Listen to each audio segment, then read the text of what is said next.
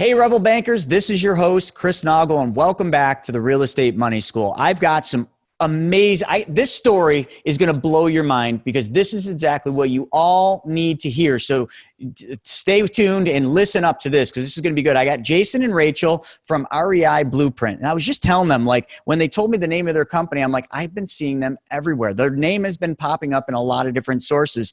And what we're going to talk about with them is we're going to talk about their journey to how they got started, how they had massive success. And then they went from millions to bankrupt, and how they did that, and then how they climbed their way back out. Because folks, that is what matters right now. These are hard economic times. If you're just watching, no matter when you're watching this right now, we are in the midst, in the worst part of the, well, I think the worst part of the COVID-19 economic collapse. And this couldn't be more relevant because the best way to deal with a collapse like this is to learn from the past and learn how you got through it to prepare yourself for where this is. So before we get into their story, I want to talk about all of your journeys to becoming a Rebel Banker. On your journey to becoming a Rebel Banker, you're at one point or the other. Maybe you're just beginning. Maybe you've done some flips, some rentals, some wholesale deals, or maybe you're just a flat out rock star. It doesn't matter. There's always more to learn. And that's the one thing that all successful people do. They never stop investing in themselves and they never stop learning. So it's time for you to start learning. So where are you going to start? Well, you can start with reading a book.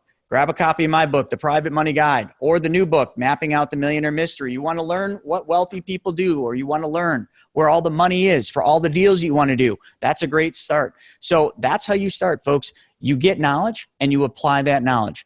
So that's enough for you guys and getting on your journeys to becoming Rebel Bankers. Let's get into Rachel and Jason's journey from REI Blueprint. Hi, guys. How are you?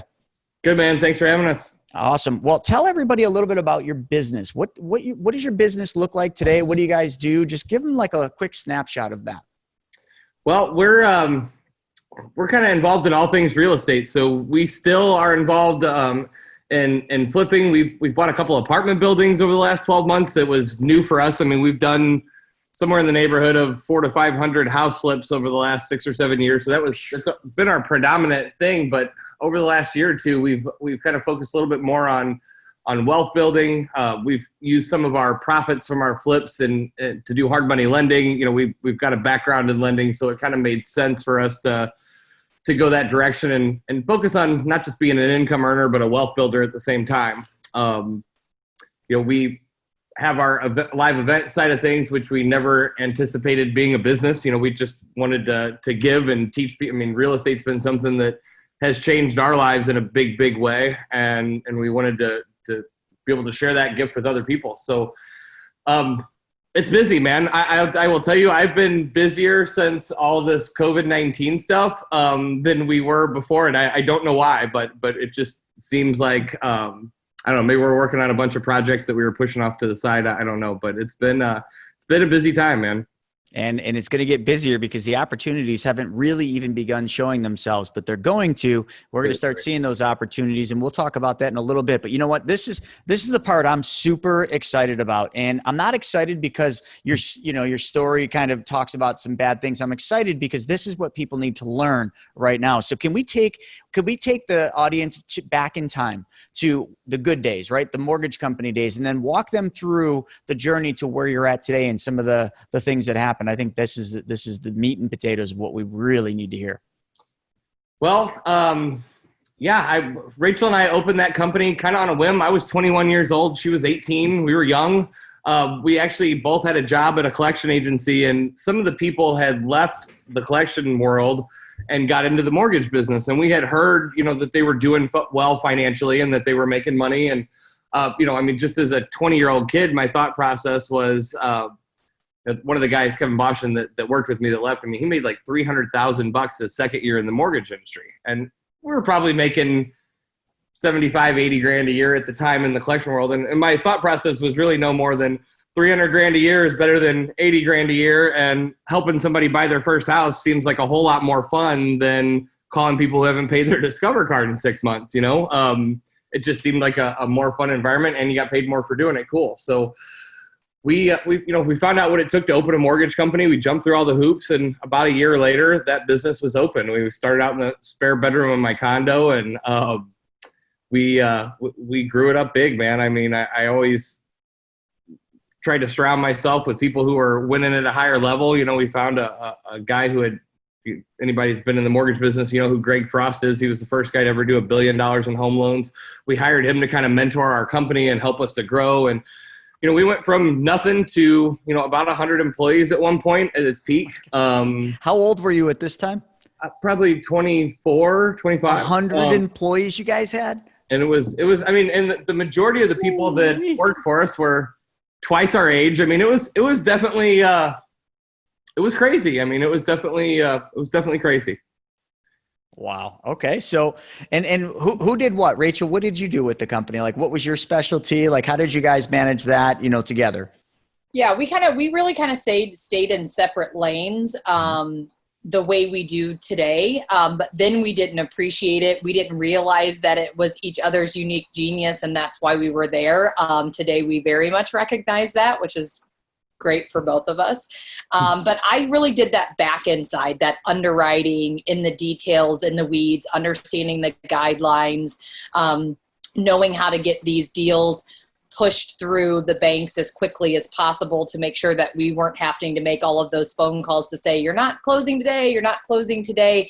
And Jason really handled that front end side, the loan officers, the lead generation, building that funnel, because when we got involved in this, it was the refinance boom, right? Interest rates had never been this low before. So I don't want to say that it was easy to do it, but everyone wanted to refinance, but we knew that wasn't going to last forever. And so Jason is a very visionary person, even still to this day, and knew that there had to be a different direction for bringing in. And so things kind of started to shift from there. And we really started building this team of real estate agents that would bring leads into all of the loan officers. And I think that, and we never really talked about that this much, Jason, but I think that was such a monumental moment in that business, because where everyone else had relied so much on that refinance boom, they didn't start transitioning into where they needed to be at what the future was, which was this purchase business that was going to keep us all afloat. Right.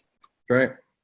All right. So what happened next? You guys were killing it. 100 employees, making millions of dollars. Then what happened? Because that, you know, this part's the part where I always use the sound effect of, you know, everything goes up and sometimes it must come down. And it sounds a little like this. Yeah. That's exactly what it sounded like. What it felt like too. 07 happened, man. 2007 happened. I remember clear as day. We came into the office and, you know, it was probably 5:30, 6 in the morning. I hop on my email and we had 9 purchase loans that were closing that day. And we had do not fund requests from Fannie Mae and Freddie Mac saying, do not fund this loan, do not fund this loan. Like every loan that we had closing that day, there was an email from Fannie or Freddie saying that we couldn't close it. We couldn't fund it. And no one really knew why. I mean, if you guys remember, there was no warning for this. There was no heads up, hey, the economy is going to crash tomorrow. It just happened. And you know, we had that initial impact of thinking, wow, not a single loan's going to close today. But then we really started to think about, well, what about tomorrow? What about next week? What about next month? Like there was no light at the end of the tunnel. I mean, we went from bringing in 7 figures a month in revenue to losing money basically overnight. I mean, we lost $70,000, $80,000 a month for 2.5 years, about 2.5 years straight, every single month, until there was nothing left to lose. You know, I remember having to make a decision. Do I pay my home mortgage payment or do I pay the office rent? Like there's not enough for both. You know, I've worked hundreds of short sale flips, and on average, the person's 1.5 years, 2 years delinquent on their mortgage before the bank even starts to file for foreclosure against them. I went 120 days late, bam, they file for foreclosure. Of course. Those of you gues that don't know, Missouri is a 21-day state. So from the time they file for foreclosure to the time you're homeless is 21 days. You know, most of the country, you have 4, 5, 6, 7, 8 months foreclosure process. We have a 21-day process. I think New York is like you have like a 10-year window or something. Yeah, right. Like that. Yeah. So that's awful. So then, like, Did you do that last payment? Did you pay your house, or did you pay the more? That's my burning question. You paid the office, right? We paid the office. I mean, then you lost your house. Yeah, lost the house. Gosh. Cars repossessed. Oh, Missouri's also a deficiency judgment state. So when your $1 million house sells for $500,000 at the auction, you still owe that other $500,000, even though you're never going to live there. We did everything that these super smart lawyers and accountants and CPAs told us to do. You need expenses, you need bills, you need write-offs, you need deductions. Don't pay for all those printers and scanners and fax machines, lease them. And we weren't reckless. We had well enough worth of savings and money in the bank. You know what I mean? We weren't spending beyond our means. We weren't living beyond our means. But it doesn't really matter how much money you have saved up when your debt is at a point when the income stops coming in. It doesn't matter how much money you have saved. Eventually, you're going to run out, right? If it stays that way too long. It's exactly it. Exactly it. So, what year was this that you hit rock bottom, where literally, you had nothing left, and basically the inevitable came to be? It started in, like I said, mid 2007, and it was October 2010 was when there was, literally nothing left. I filed Chapter 7 bankruptcy because of the deficiency judgment from the house. That was rock bottom. That was October 2010. We were busted as busted can be. Yeah. So what happened? From 2010 till now, what did that look like?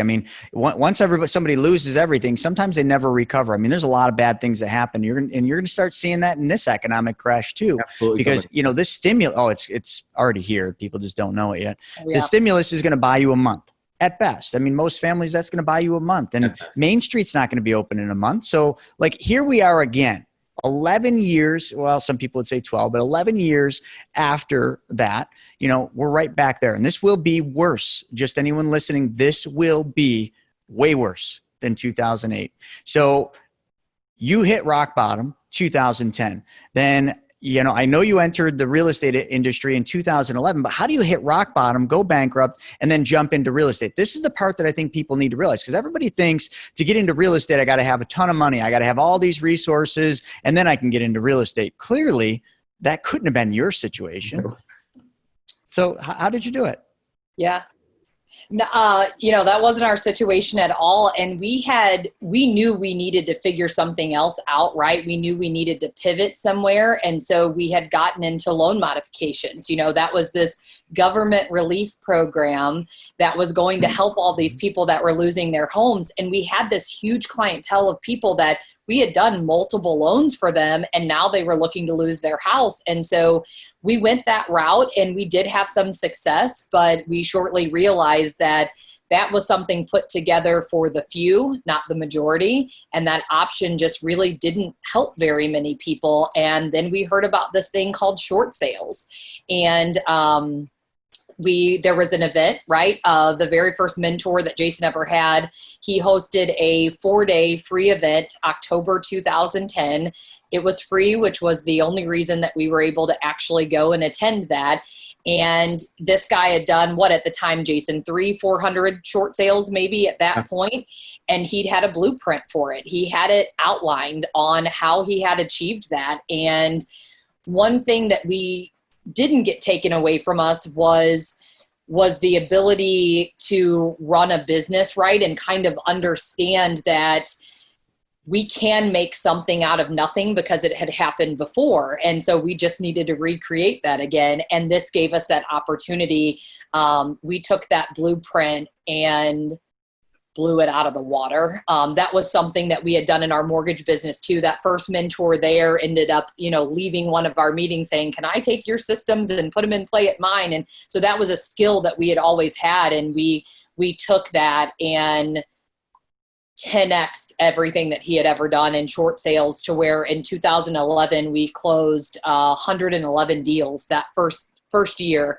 And we knew mortgages, right? But we didn't know real estate investing. And it's very different that we did not have that knowledge, because I think everyone spends a ton of time educating themselves.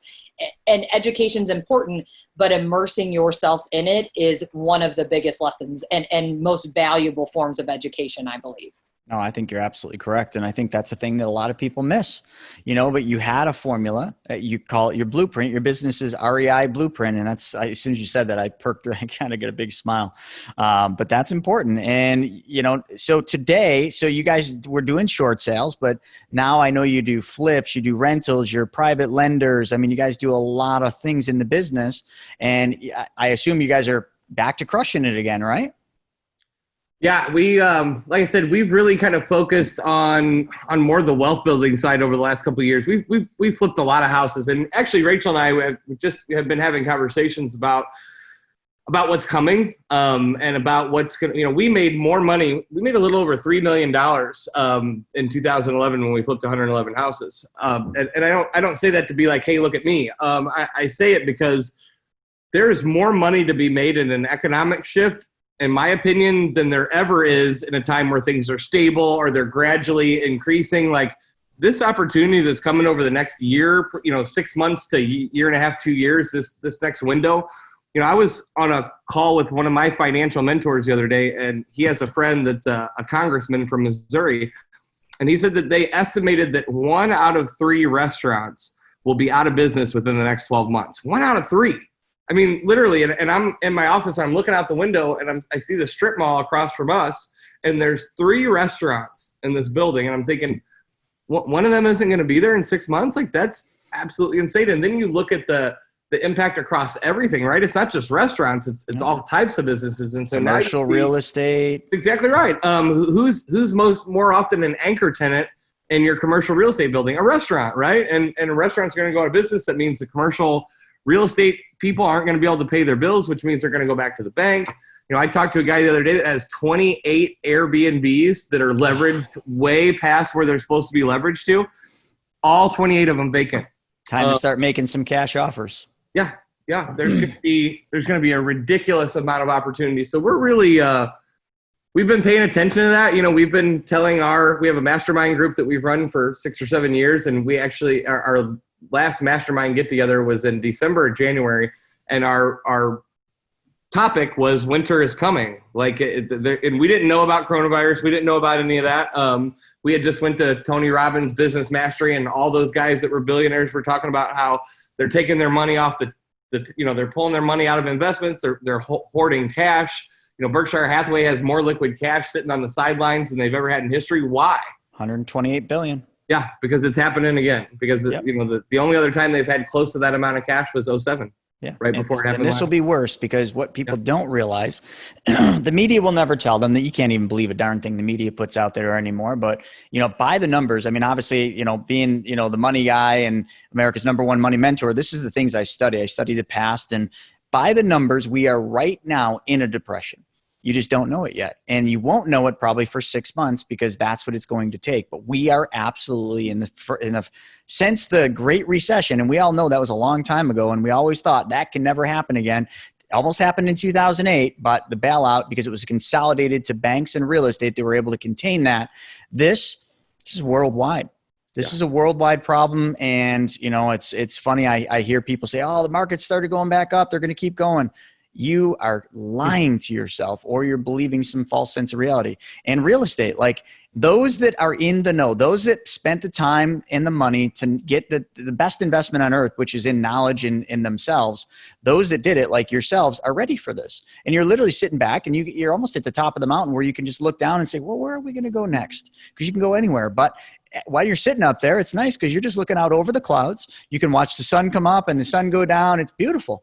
And you just sit there and you just wait. That's why you're so busy, because you're literally at the top of the mountain. You can do whatever you want. And I wish everybody was there, but so many people are led, off the edge of the cliff because they take the advice from the people that don't know what they don't know. So what would be some really solid pieces of advice, given that you've already gone through this, you've already lost it all and climbed back up? People right now are in the brink of losing it all. If you own a restaurant, I mean, you're probably starting to think like, I might lose it all. And the numbers say that 60% of all U.S. businesses are going to go out of business during this. So what would you say to people, that there might not be a light at the end of the tunnel right now, but what advice would you give them? For me, I would say, take a look at where you're at and don't focus on the problem. I think so many people focus on what they can't do, what isn't working, what's not working, and what can you do? How, a big part of our business today is live events. Well, we can't do those. And even if we could, nobody would come right now.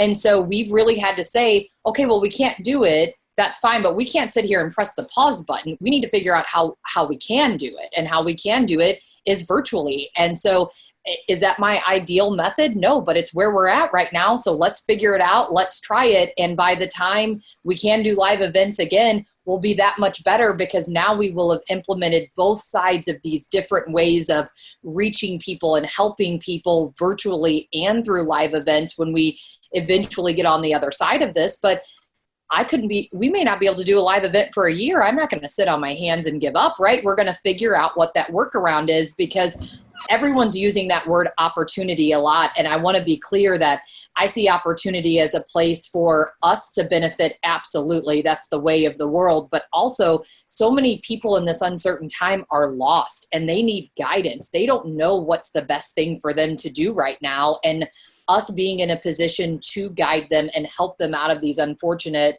situations, I think on the investing side, that's an obligation that we all share. I completely agree. And that's exactly what we've done. I mean, we have our whole real estate operation, but I saw this coming. So we started selling off a lot, and we're really not doing a whole lot of real estate, sitting back and waiting, making a lot of offers right now, but people still aren't taking them. But with the money school and money multiplier stuff, I don't even, like we started this late because of that. I mean, I just can't help enough people right now. There's so many people that need help and need that financial knowledge, that guidance of what to do step by step by step. So just like you're pivoting. This is a time where we all need to pivot. We need to pivot and figure out, how do we solve people's problems? Because if we can solve people's problems, our problems will be solved. No question about it. But if you focus so much on your problems, you can't focus on solving other people's problems, which means you're just going to go, yeah, and that's it. So with that, on your journey, what would you say the biggest external obstacle? I'm going to ask Jason this. Jason, what was your biggest external obstacle that you faced during that hard time? External obstacle. Man, I'm always a pretty happy guy. I wake up in the morning. I'm happy that I'm alive. I'm happy that I got my arms and legs. You know what I mean? I'm generally happy, even in the midst of craziness. Sometimes I'm generally, I'm not like a depressed. I don't really ever get depressed. And that 2.5 year period of time, man, I didn't realize it at the time, but my entire identity as a man was wrapped around that mortgage company, around the employees, around the people, around the, you know what I mean? It was who I didn't know who I was outside of that. And as that started to get stripped away and pulled away one day at a time, I mean, I was just watching everything that we had, we sacrificed a lot, man. We teach people today to build a business that serves you instead of you serving it. We served that mortgage company. We were a slave to that mortgage company. We worked from 5:30, 6 in the morning until midnight, 6 or 7 days a week, every week. I mean, it was a grind. And it took, you know what I mean? It took so much away. And when everything was gone and wiped out, and we got to, we never actually officially had to close. We were at the point where, like I said, I was bankrupt. We were behind on everything. And we just got to the point, but we never actually had to close it. And Rachel and I kind of looked at each other and said, what do we want to do here? And I wanted no part of that business anymore. I wanted no part of being a slave to it. I don't think we knew where we wanted to go, but we knew that we didn't want to go there anymore. So you asked about external obstacle, but I think bigger than anything, it was my mindset, man. And I don't know if that counts as a reply, but I think that's kind of an internal obstacle, but yeah, it's the same thing. I mean, I was going to ask Rachel what her biggest internal obstacle is. I might flip flop it and ask her the biggest external, but no, that's huge. And a lot of people right now are having those same struggles mindset wise. Yep. They're stuck in the negative. They're stuck in the fear. They're stuck in the problems because they're just focused on the problem. Right. And the more you focus on that problem, the more that problem is going to materialize and actually happen. And your worst enemy will become the next day. So until you change that mindset, nothing happens. So no, that was a great answer. So Rachel, what would you say your biggest, you can do internal or external obstacle, whichever one you think is more relevant? I think for me, it is, Jason and I made that decision that in this business, it was going to serve us, right? That's the way it had to be. And we didn't get that right off the jump. This took coaching and mentoring and us really trial and erroring to figure it out. But for me, I have such a respect for real estate investing because of the life that it's afforded me, the life it's afforded my children, and their viewpoint of, one day my daughter and I are at this hair salon and they say, well, what's your mom do? And she's like, well, she's a stay-at-home mom. And I laughed, and I'm like, I'm not a stay-at-home mom. Like, I run multiple businesses, right? And she's like, yeah, but you're home when I'm home and you're at everything. And so to me, it seems that way. And so I think all entrepreneurs can relate to this, but even, especially your female listeners, is being pulled in multiple different directions and always wearing, being a parent, being an entrepreneur,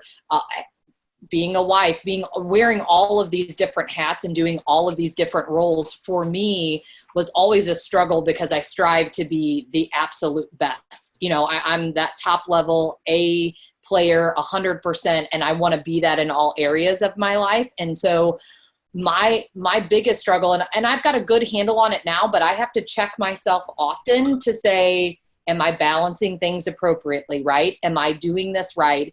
And I'm a believer of the hustle period, meaning that when we're starting something new or, this whole thing just happened, I've got to give a little bit more in certain areas so we can make some adjustments and then move on from there.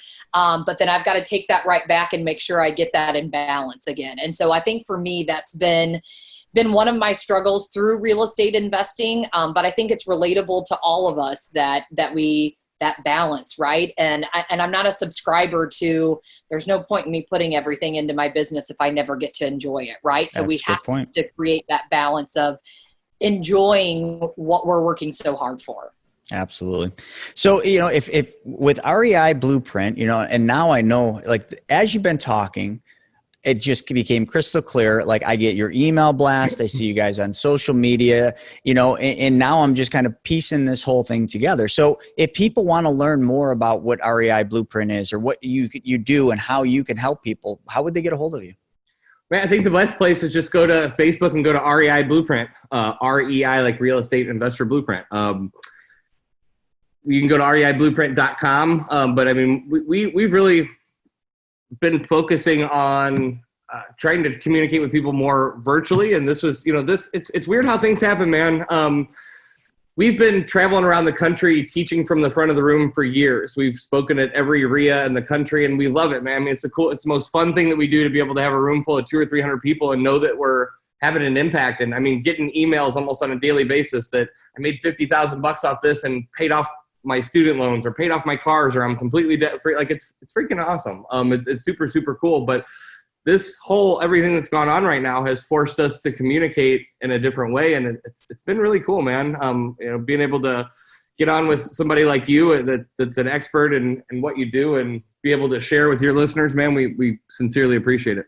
Oh, I was super excited. As soon as we got on the call, this is before Rachel got on, you kind of told me a little of your story. I'm like, bingo, that's where we're going, because that's what people need right now. And again, just going back to my main mission is to help people and help people solve their problems. And you know what? A lot of that problem is exactly what you went through. So having people hear that you went through that you crashed and burned, that you literally I don't want to say you couldn't have lost more, but you lost everything. This whole empire you built crashed down and you rebuilt it.